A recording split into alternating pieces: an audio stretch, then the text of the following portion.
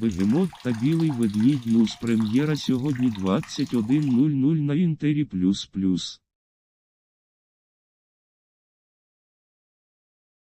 Якось на місяці народився незвичайний кролик. Я народився. І сталося так, що він потрапив на землю, де знайшов багато нових друзів. Привіт. А що сталося далі, ми з вами зараз і дізнаємось. Ритм.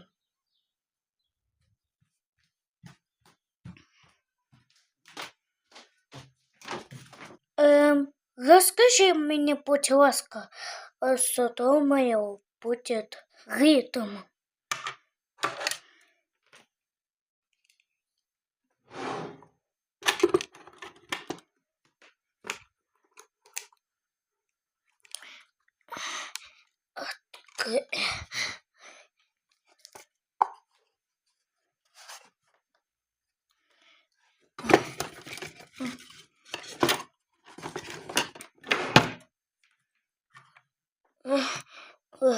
Бззз. Эй, отдайте мне муха.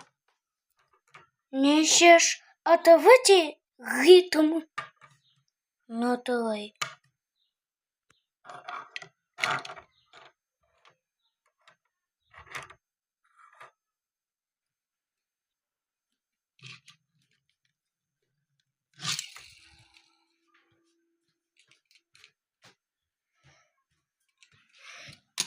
О, дерево.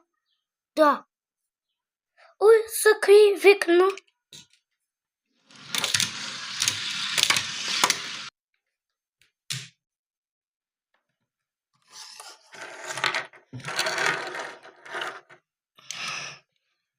Несеш самотні мотики.